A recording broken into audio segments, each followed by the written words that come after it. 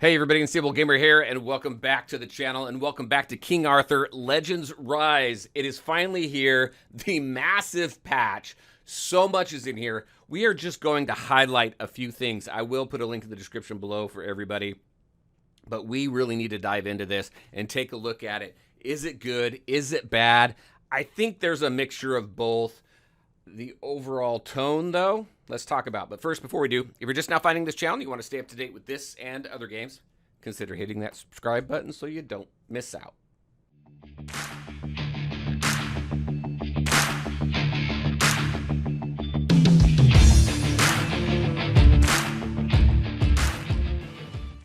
All right, and welcome back. So let's go ahead. First, let's talk about the game just a little bit. The game is on its third beta. The very first one started back in November of last year, and they've made quite a bit of changes as it's gone through the three different betas. This is the largest patch to date. It was extremely massive, and even now, people are having a hard time updating because the update is missing from some people's stores.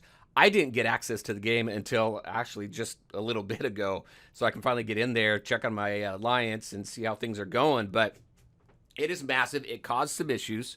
The overall tone is a little meh, actually. The biggest thing that we were taking a look at and excited to see was the economy aspect of it, and they did address some of that. But then also we were hoping to see a nice improvement in dungeon difficulty and things like that. So again, we are going to run through this very quickly. The game is supposed to come out this month, at least that's what we gleaned from some investor relation meeting earlier last month. Nothing has been confirmed yet. Just so you know, I mean, that they could say, hey, September, but then they could push it out because maybe the game's not ready yet. That was just something they mentioned last month. So it could still be this month. They could push it out. We'll see. Let's talk about gold. That was one of the biggest things. Gold in this game, to do things in this game, like take gear off of your character.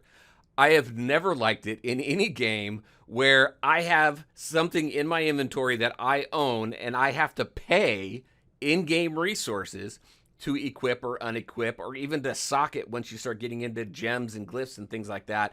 I don't like it at all. I never have. I was hoping that that was something that they would take away, but they didn't.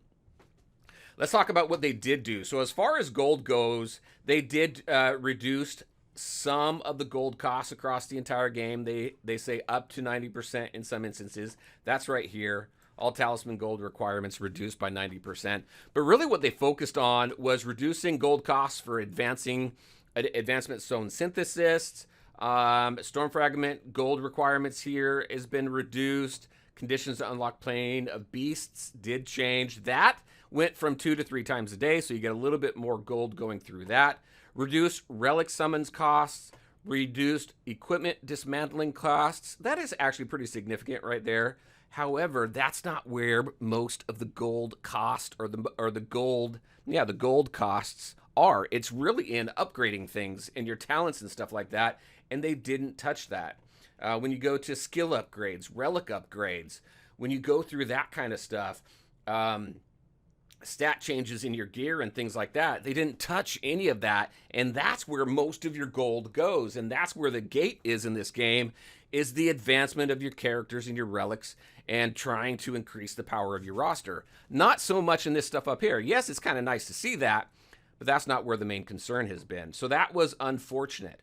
Also, when you take a look at some of the stuff here, it is, to me, at first glance, and not spending a whole lot of time in game yet and really kind of comparing, it seems like really it's a net zero. So we got some gold reductions here, but there's a lot of gold increases as well. So if we take a look at skill enhancements right here, before and after change, goes from right here, 5,000 to 5,000, 5 to 10, 10 to 10, 10 to 20. You can see the increases in the costs here, all the way down with your legendary skill enhancement cost going from 250,000 gold to 300,000 gold.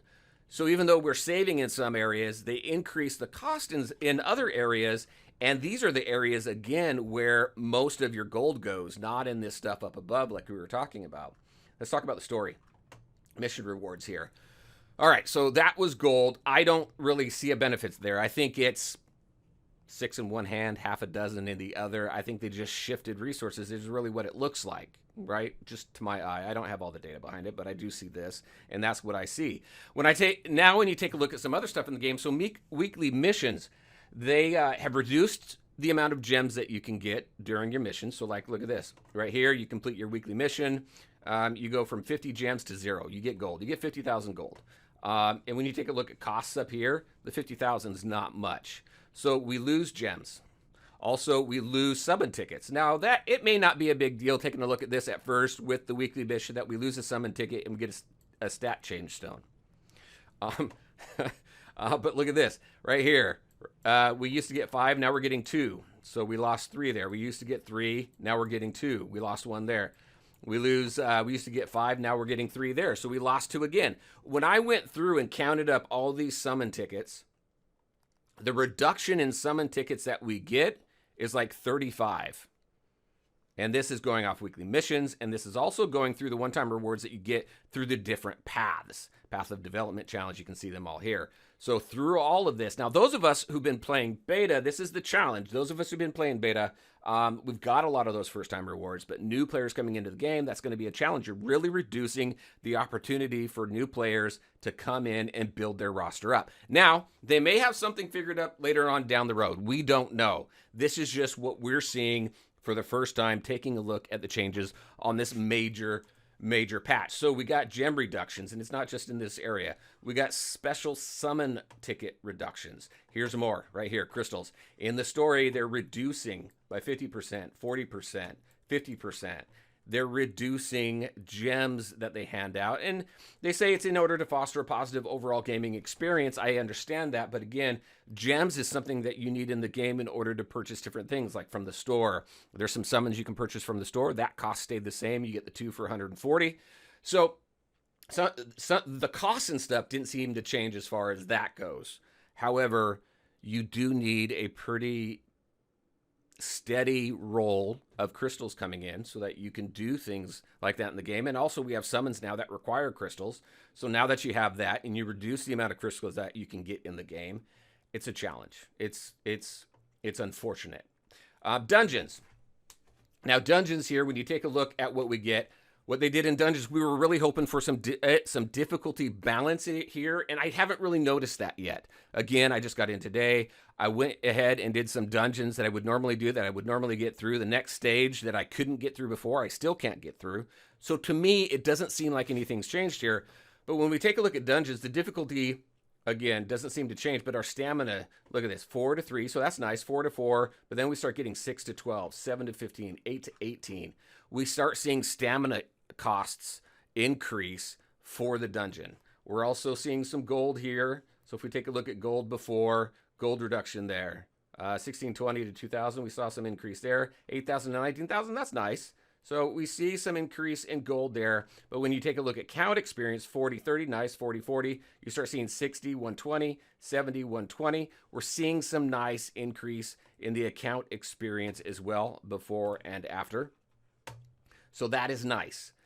The challenge when it comes to this, though, again, is the stamina cost increase and the difficulty not changing. So just kind of curious on how that's going to continue to roll through beta and into global. We shall see. Again, we are seeing some gold increases. But when you take a look at where your gold is really being spent, we saw the spend requirement there go up as well. So again, it seems like net zero to me. Now, if we take a look at equipment dungeons right here, equipment dungeons, they did some changes in here. Changes where the rarity go, where the rarities fall into play. So you can see that there, and the star levels available. Again, I'll have a link in the description below so you can go through all of this. But there was some decent changes here. And then I think finally down here, there's some game balance stuff that they took care of. And difficulty reduction. See, so they did difficulty reduction, but it was in the story. Again, I don't feel that that's where the difficulty reduction really needed to be. It was challenging to get through.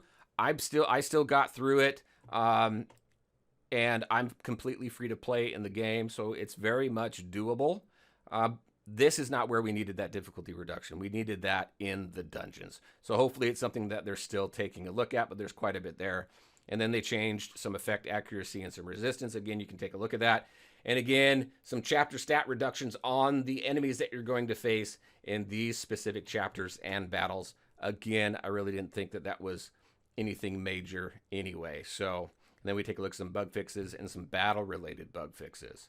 So the biggest thing overall in this patch, we did see an increase in gold. I don't think it's enough because they also increased the cost of things.